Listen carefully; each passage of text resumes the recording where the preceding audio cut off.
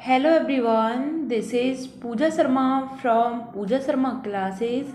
उम्मीद करती हूँ आप सब अच्छे होंगे। तो आज हम डिस्कस करेंगे आपके साथ मैथ पेडागोजी को आपके साथ डिस्कस करेंगे। और यह पेपर आपका 9 जनवरी 2023 का प्रीवियस ईयर क्वेश्चन पेपर है। तो आपके साथ मैं इसको डिस्कस कराऊंगी। पेडागोजी के 15 क्वेश्चन इस वीडियो में होंगे, तो आपको इन सभी क्वेश्चंस को समझ के चलना है। आप अपने प्रीवियस ईयर पेपर्स को खोल के रख लीजिए। मैं आपको यहाँ पे समझा रही हूँ, आपकी समझ में आएंगे। और वैसे भी आप वीडियो को देख सकते हैं। तो स्टार्ट करते हैं। आपको वीडियो पसंद आती है तो वीडियो को लाइक कर देना, और चैनल को सब्सक्राइब नहीं किया है तो चैनल को सब्सक्राइब कर लेना। यह आपके एग्जाम की दृष्टि से बहुत ही ज़्यादा महत्वपूर्ण हो जाते हैं। ऑनलाइन आपके यह पेपर हुए थे। स्टार्ट करते हैं। क्वेश्चन नंबर 1 आता है आपका कि राष्ट्रीय पाठ्यचर्या की रूपरेखा 2005 के अनुसार प्राथमिक स्तर की गणित की कक्षा में परिचर्चा होनी चाहिए। आपको बताना है कि राष्ट्रीय पाठ्यचर्या की रूपरेखा 2005 के अनुसार प्राथमिक स्तर की गणित की शिक्षा में परिचर्चा होनी चाहिए। तो कैसी परिचर्चा होनी चाहिए? तो प्रकृति में उपदेशात्मक होनी चाहिए। ऑप्शन 2 आता है केवल कक्षा में सीखी हुई गणितीय अवधारणाओं पर आधारित होनी चाहिए। जो कक्षा में सीख रहे हैं गणित की अवधारणाओं को, इन पर आधारित होनी चाहिए, जो आपकी एनसीएफ 2005 के अनुसार। ऑप्शन 3 आता है कि संदर्भात्मक एवं बच्चों के जीवन के अनुभवों पर आधारित होनी चाहिए। बच्चे के कैसे अनुभवों पर, जीवन के जो दैनिक अनुभव होते हैं बच्चों के, उन पर आधारित होनी चाहिए। ऑप्शन 4 आता है कि गणित की पाठ्य पुस्तक में दी गई समस्याओं के समाधान पर केंद्रित होनी चाहिए। तो आपको ध्यान रखना है, एनसीएफ 2005 की बात करते हैं तो इसमें हमेशा बच्चों के जीवन से जोड़ने वाली बातें होती हैं, रटने पर आधारित यह नहीं होती है। पाठ्य पुस्तक में समस्याओं को समाधान के लिए केंद्रित करना बिल्कुल बात गलत हो जाती है। सीखी हुई अवधारणा बिल्कुल गलत है। प्रकृति में उपदेशात्मक बिल्कुल गलत हो जाता है। Option number 3 is the right answer. संदर्भात्मक एवं बच्चों के जीवन के अनुभवों पर आधारित होनी चाहिए। Option number 3 is the right answer. Question number आपका नेक्स्ट आता है। आपको बताना है कि निम्नलिखित में से कौन सी प्राथमिक स्तर पर गणितीय भाषा की सर्वाधिक उपयुक्त विशिष्टताएं हैं। आपको बताना है इसमें कि जो प्राथमिक स्तर है, यानी कि 1 से लेकर 5वीं तक की जो कक्षाएं होती हैं, यह हमारी क्या होती हैं? प्राथमिक स्तर के अंतर्गत आती हैं। तो आपको बताना है कि प्राथमिक स्तर पर गणितीय भाषा की सर्वाधिक उपयुक्त विशिष्टताएं कौन कौन सी होती हैं। तो ऑप्शन 1 आता है कि यह अत्यधिक एकाग्रचित्त, सुस्पष्ट और प्रावधिक होनी चाहिए। ऑप्शन 2 आता है अधिगम को आनंदमयी बनाने के लिए इसे अस्पष्ट और आम दिनचर्या वाली भाषा की तरह होना चाहिए। ऑप्शन 3 आता है आपका कि दैनिक जीवन में बच्चों के द्वारा उपयोग की जाने वाली भाषा के माध्यम से इसे प्रबलित करना चाहिए। ऑप्शन 4 आता है आपका कि इनमें गणितीय शब्द संग्रह को बिल्कुल भी सम्मिलित नहीं किया जाना चाहिए। तो क्वेश्चन नंबर 2 का आपको सही आंसर बताना है कि गणित की भाषा है सर्वाधिक, इसकी उपयुक्त विशिष्टताएं क्या हैं। तो इसका सही आंसर होता है आपका ऑप्शन नंबर 3, जो दैनिक जीवन में बच्चों के द्वारा उपयोग की जाने वाली भाषा के माध्यम से इसे क्या करना, प्रबलित करना चाहिए। Option number 3 is the right answer. Question number आपका नेक्स्ट आता है। आपको बताना है, क्वेश्चन नंबर 3 है आपका, निम्नलिखित में से प्राथमिक स्तर पर गणित के कक्षाई आकलन के सर्वाधिक उपयुक्त उद्देश्य क्या है। तो आपको बताना है प्राथमिक स्तर पर जो गणित की कक्षाएं होती हैं, इसका आकलन होता है, असेसमेंट होता है। तो इसमें सबसे ज़्यादा उपयुक्त इसका उद्देश्य क्या होता है, आपको यह बताना है। इसका सबसे ज़्यादा गणित का सबसे ज़्यादा आकलन होता है, इसका जो उद्देश्य होता है क्या होता है। तो ऑप्शन 1 आता है आपका यहाँ पे कि शिक्षण अधिगम प्रक्रिया को निर्देशित करना और मार्गदर्शन देना होता है। ऑप्शन 2 आता है कि शिक्षार्थियों को उनके अधिगम पर विचार करने के अवसर प्रदान करना होता है। ऑप्शन 3 आता है शिक्षार्थियों में उनके निष्पादन में सुधार के लिए प्रतिस्पर्धा की भावना को विकसित करना होता है। यहाँ पे आपको बताना है ए और बी सही है, ए और सी सही है, बी और सी सही है, केवल ए सही है। तो इसका सही आंसर आपको इसमें बताना है क्या हो जाता है।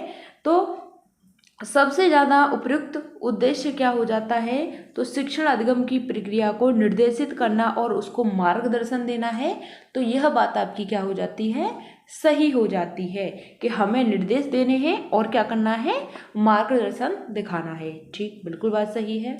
ऑप्शन 2 को देखते हैं कि शिक्षार्थियों को उनके अधिगम पर विचार करने का अवसर प्रदान करना चाहिए। हम बच्चे को अवसर दे रहे हैं, यह बात भी आपकी बिल्कुल सही है। ऑप्शन यहाँ पे 2 सही हो जाता है। यहाँ पे बात करते हैं शिक्षार्थियों के उनके निष्पादन में सुधार करने के लिए प्रतिस्पर्धा की भावना विकसित करना। तो प्रतिस्पर्धा की भावना विकसित करना, तो यह बात आपकी यहाँ पे गलत हो जाती है, नेगेटिव हो जाती है। तो आपका ए और बी सही हो जाता है, ए और आपका बी सही हो जाता है। Option number 1 is the right answer. आपको इसमें सही विकल्प चुनना था, तो ऑप्शन नंबर 1 आपका यहाँ पे सही आंसर हो जाता है कि बच्चे को हमें निर्देश देना चाहिए और उसका मार्गदर्शन करना चाहिए और विचार करने के बच्चों को अवसर देने चाहिए। ऑप्शन नंबर यहाँ पे आपका 1 सही आंसर हो जाता है। क्वेश्चन नंबर आपका 4 आता है, आपको बताना है निम्नलिखित में से कौन सी संख्या पूर्व अवधारणा नहीं है। कौन सी संख्या है वह क्या नहीं है, पूर्व अवधारणा नहीं है। तो आपको बताना है मिलान है, पदानुक्रमित समावेशन होता है, क्रमबद्ध लगाना होता है या सन्निकटन होता है। आपको बताना है कि कौन सी संख्या है वह क्या नहीं है, पूर्व अवधारणा नहीं है। क्वेश्चन नंबर 4 का सही आंसर होता है, तो यह आपका सन्निकटन होता है, यह आपका पूर्व अवधारणा नहीं होती। Option number 4 is the right answer. बाकी आपकी पूर्व अवधारणाएं होती हैं। क्वेश्चन नंबर आपका नेक्स्ट आता है 5 है क्वेश्चन नंबर। आपको बताना है कि गणित की कक्षा में बच्चे को दी गई संख्याओं को निम्नलिखित क्रम में व्यवस्थित कर 28, 48, 57, 92 बच्चों के द्वारा निम्नलिखित में से कौन सी अवधारणा का उपयोग संख्याओं को व्यवस्थित करने में किया जाता है, किया गया है संख्याओं को व्यवस्थित करने में। तो यह आपका समानुपात होता है, स्थानीय मान होता है, समूहीकरण होता है या फिर आपका यह सन्निकटन होता है। तो इसका सही आंसर आपको बताना है, तो यह आपका क्या हो जाएगा, क्वेश्चन नंबर 5 का सही आंसर 28, 48, 57, 92 इनको हम दिखा रहे हैं। तो यह अवधारणा आपकी क्या कहलाती है, यह आपकी स्थानीय मान कहलाती है। क्या कहलाती है, स्थानीय मान कहलाती है। Option number 2 is the right answer. Question number आपका 6 आता है, आपको बताना है स्तर आपका यहाँ पे फर्स्ट दे रखा है, इसके शिक्षार्थियों को स्थानीय मान की अवधारणा प्रस्तावित करने के लिए निम्नलिखित में से कौन सी सबसे उपयुक्त योजना है। सबसे उपयुक्त योजना बतानी है आपको कौन सी है, तो श्याम पट्ट पर आधारित, श्याम पट्ट पर संख्याओं का स्थानीय मान लिखिए और क्या करिए, समझाइए। आपको बताना है कि श्याम पट्ट पर क्या करना है, संख्याओं का स्थानीय मान लिखना है और क्या करना है, समझाना है। ऑप्शन 2 आता है कि संख्याओं के विस्तारित रूप को लिखना होता है। ऑप्शन 3 आता है हस्त कौशल सामग्री का उपयोग करते हुए 10 को एक एक के गड्ढे के रूप में समझाएं। ऑप्शन 4 आता है स्थानीय मान के स्तंभों को चार्ट पेपर पर चित्रित कीजिए।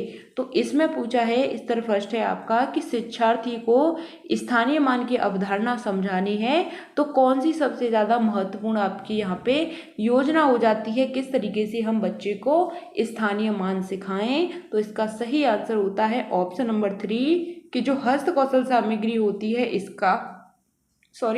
हस्त कौशल सामग्री होती है, इसका उपयोग करते हुए 10 को एक एक के गड्ढे के रूप में समझाएं। Option number 3 is the right answer. बाकी आपके सभी गलत हो जाते हैं। क्वेश्चन नंबर आपका 7 आता है, आपको बताना है गणित में संप्रेषण एक महत्वपूर्ण वांछित प्रक्रिया कौशल है। क्या है, गणित में संप्रेषण एक महत्वपूर्ण वांछित प्रक्रिया कौशल है। तो गणितीय संप्रेषण में आप क्या समझते हैं, गणितीय संप्रेषण से आप क्या समझते हैं यह आपको बताना है। तो यह आपका इबारती सवालों को शीघ्र तथा सही तरीके से पढ़ने के बच्चों की क्षमता होती है। ऑप्शन 2 आता है कि गणितीय प्रश्नोत्तरी में भाग लेने की बच्चों की क्षमता होती है।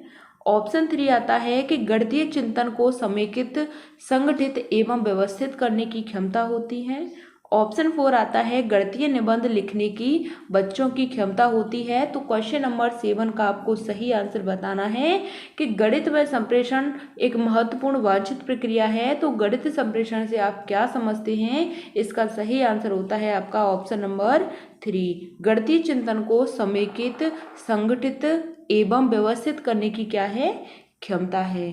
क्वेश्चन नंबर आपका 8 आता है, आपको बताना है जब 354 प्लस 99 का जोड़ ज्ञात करने के लिए कहा गया है तब प्राथमिक स्तर के विद्यार्थी ने निम्न प्रकार से उसको हल किया है।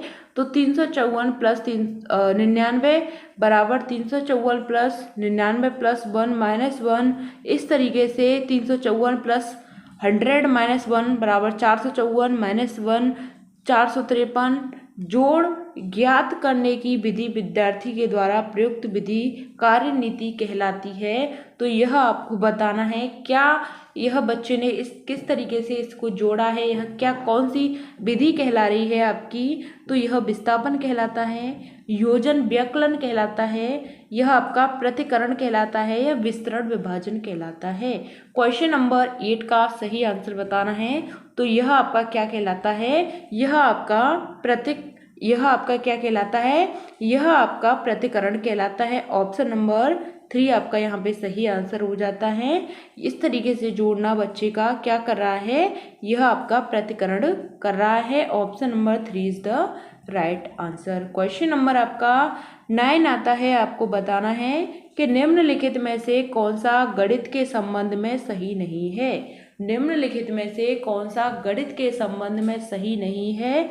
तो विभिन्न गणितीय तथ्यों प्रमाणित करने के लिए अनुभवजन्य अनुभव सिद्ध साक्ष्यों पर आधारित है। ऑप्शन 2 आता है कि यह निगमनात्मक विवेचन पर आधारित होता है।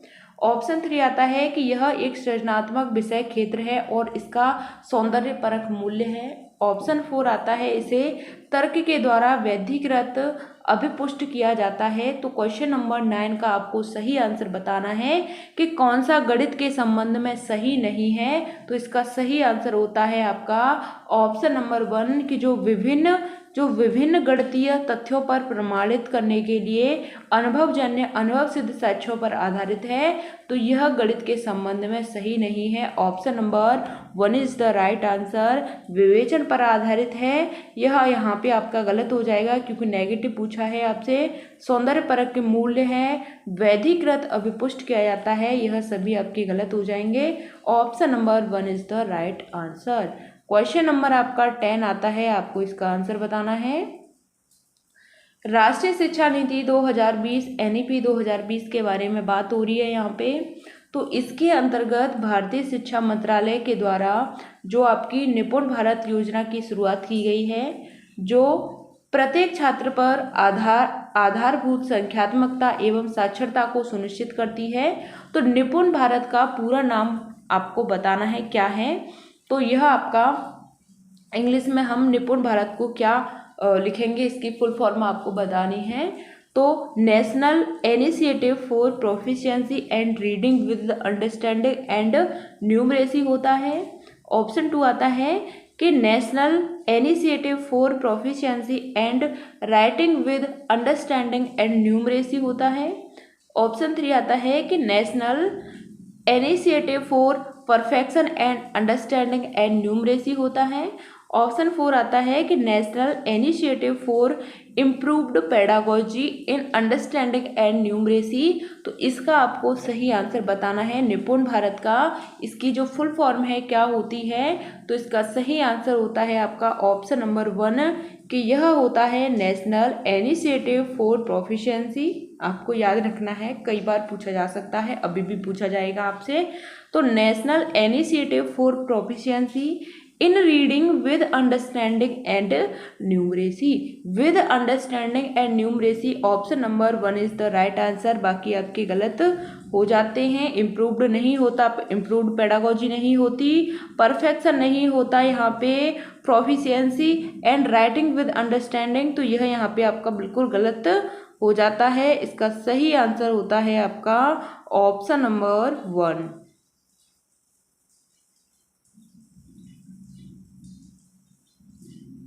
यहाँ पे आपको राइटिंग दे रखा है इस वाले में, तो यह आपका गलत होगा, यहाँ पे रीडिंग होता है। ठीक, option number 1 is the right answer. Question number आपका 11 आता है। आपको बताना है कि एनसीईआरटी की कक्षा फर्स्ट और सेकंड की पाठ्य पुस्तकों में ऐसे पाठ हैं जो कि बच्चे की दैनिक गतिविधियों को सूचीबद्ध करने पर, सप्ताह के दिनों पर, महीनों के दिनों पर, मौसम के परिवर्तन आदि पर आधारित है। तो ऐसे पाठ क्या कहलाते हैं आपको बताना है। तो यह गणित की कक्षा में किसी अर्थ को संप्रेषित नहीं करते हैं। ऑप्शन 2 आता है कि गणित की पाठ्य पुस्तक को रंग बिरंगा एवं आनंददायक बनाते हैं। ऑप्शन 3 आता है विद्यार्थी को मापन की मानक इकाइयों को सीखने में सहयोग करते हैं। ऑप्शन 4 आता है विद्यार्थियों को समय की अवधारणा को संदर्भात्मक रूप से सीखने में सहयोग करते हैं। तो क्वेश्चन नंबर 11 का सही आंसर आपको बताना है क्या हो जाता है। तो एनसीईआरटी कक्षा फर्स्ट और सेकंड की पाठ्य पुस्तकों में ऐसे पाठ हैं जो कि बच्चों की दैनिक गतिविधियों को सूचीबद्ध करने पर, सप्ताह के दिनों पर, महीनों के दिनों पर, मौसम के परिवर्तन आदि पर आधारित है। तो ऐसे पाठ क्या कहलाते हैं। यह विद्यार्थियों को समय की अवधारणा को संदर्भात्मक रूप से सीखने में सहयोग करते हैं। यही आपका सही आंसर हो जाता है। क्वेश्चन नंबर 11 का सही आंसर होता है आपका ऑप्शन नंबर 4। क्वेश्चन नंबर आपका नेक्स्ट आता है। आपको इसका आंसर बताना है। निम्नलिखित में से कौन सा गणित में सृजनात्मक चिंतन के विकास के लिए मुख्य प्रक्रमों का एक भाग है। आपको बताना है कि गणित में सृजनात्मक चिंतन के विकास के लिए मुख्य प्रक्रमों का एक भाग होता है। तो पैटर्न तथा संबंधों को पहचानना होता है, परिकल्पनाएं बनाना होता है, दिए गए सूत्र का उपयोग करके समस्याओं का समाधान करना होता है। तो आपको बताना है इसमें ए और बी सही है, ए और सी सही है, बी और सी सही है, या फिर आपका केवल बी सही है। आपको इसका आंसर बताना है कि कौन सा आपका यहाँ पे सही आंसर होता है। क्वेश्चन नंबर 12 का सही आंसर बताना है। तो पैटर्न तथा संबंधों को पहचानना, यह बात आपकी बिल्कुल सही होती है। परिकल्पनाएं बनाना, बिल्कुल बात सही है। दिए गए सूत्र का उपयोग करके हमें समस्या का समाधान नहीं करना चाहिए, यह बात गलत हो जाती है कि दिए गए सूत्र का उपयोग करके हमें समस्या का समाधान नहीं करना चाहिए, यह बात बिल्कुल गलत होती है। इसका सही आंसर होता है ए और बी। क्या होता है, ए और बी सही आंसर है। Option number 1 is the right answer. Question number आपका 13 आता है। आपको बताना है राष्ट्रीय पाठ्यचर्या की रूपरेखा 2005 के अनुसार प्राथमिक स्तर के बच्चों में गणित के प्रति रुचि एवं एक सकारात्मक दृष्टिकोण का विकास करने का सबसे उपयुक्त भाग कौन सा होता है। तो गणित के अधिगम हेतु संज्ञानात्मक कौशलों में वृद्धि के लिए अवसर प्रदान करना होता है। ऑप्शन 2 आता है कि गणित के बच्चों के जीवन के अनुभवों में गणितीय खेलों, पहेलियां, कहानी, इनका प्रयोग कर संबंध बनाना होता है। ऑप्शन 3 आता है अभिक्षमता स्केल का उपयोग कर बच्चों का परिणाम जानना और उपचारिक विधियां प्रदान करना होता है। ऑप्शन 4 आता है दैनिक जीवन में गणित के महत्व पर विशेषताओं के द्वारा सूत्रों पर निरंतर आयोजन करना होता है। तो क्वेश्चन नंबर 13 का सही आंसर होता है आपका ऑप्शन नंबर 2 कि जो गणित एवं बच्चों के जीवन के अनुभवों में गणितीय खेलों और पहेली और कहानियों के उपयोग करने का संबंध बनाना चाहिए, यही आपका सही आंसर होता है। आपका ऑप्शन नंबर 2, ऑप्शन नंबर 2 आपका सही आंसर होता है। क्वेश्चन नंबर आपका 14 आता है। आपको इसका आंसर बताना है कि जब किसी बच्चे को 12 गुणा 25 का हल निकालने के लिए कहा गया है तो उसने निम्नलिखित विधि अपनाई है। इस तरीके से किया है, इसका गुणा 12 गुणा 35, 3 गुणा 4 गुणा 25, ठीक है, और बराबर 3 गुणा 100 300, इस तरीके से बच्चे ने कुछ किया है।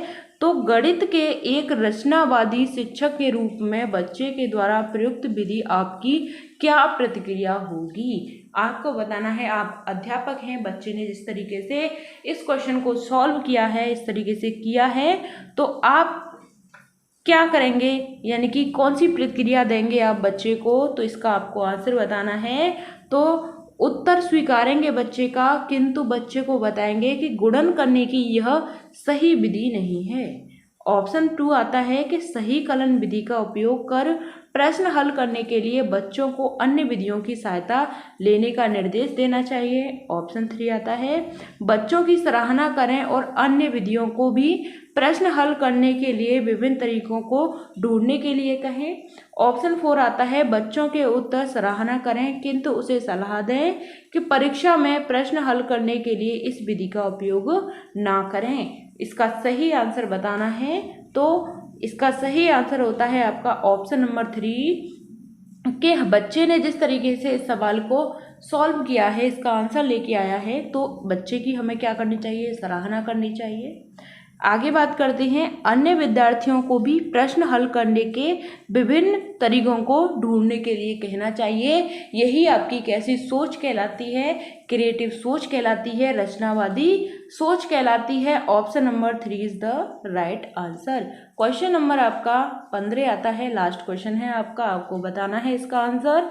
तो निम्नलिखित कथनों में से कौन सा कथन वैन हिले की ज्यामिति चिंतन के सिद्धांत थ्योरी में स्तरों की न्यून रूप से संभावनीय विशिष्टता है? तो इसका आंसर बताना है किसके अनुसार? वैन हिले के अनुसार ज्यामिति चिंतन की जो थ्योरी है, इसका जो न्यून रूप से संभावनीय विशिष्टता कौन सी होती है? तो यह आयु पर निर्भर होता है। जो आपकी वैन हिले की ज्यामिति का जो सिद्धांत है, यह आयु पर आधारित होता है या निर्भर होता है। ऑप्शन 2 आता है कि यह अनुक्रमिक होता है। कैसे होता है? अनुक्रमिक होता है। यह अनुभव पर निर्भर होता है, यह विकासात्मक होता है। तो इसका सही आंसर है जो वैन हिले की ज्यामिति होती है, इसका सिद्धांत की जो थ्योरी होती है, इसका जो रूप होता है किस स्तर पर आधारित होता है? तो यह आयु के स्तर पर आधारित होता है। Option number 1 is the right answer कि ये आयु पर निर्भर होता है। ऑप्शन नंबर यहाँ पे आपका सही आंसर होता है 1। बाकी आपके अनुक्रमिक, अनुभव और विकासात्मक गलत हो जाते हैं। आपको 15 के 15 क्वेश्चन समझ में आए होंगे। अगर समझ में आते हैं तो वीडियो को लाइक कर देना और चैनल को सब्सक्राइब नहीं किया है तो चैनल को सब्सक्राइब कर लेना। आप पहली बार हमारे चैनल पर विजिट किए हैं तो चैनल को सब्सक्राइब कर लेना, आपको बहुत कुछ सीखने को मिलेगा। तो मिलते हैं फिर आपको आगे की नेक्स्ट वीडियो में। तब तक के लिए थैंक्स फॉर वॉचिंग। जय हिंद, वंदे मातरम। अगर आपका कोई भी डाउट होता है तो कमेंट के माध्यम से हमसे ज़रूर पूछ लेना, हम आपको आपका आंसर ज़रूर करेंगे।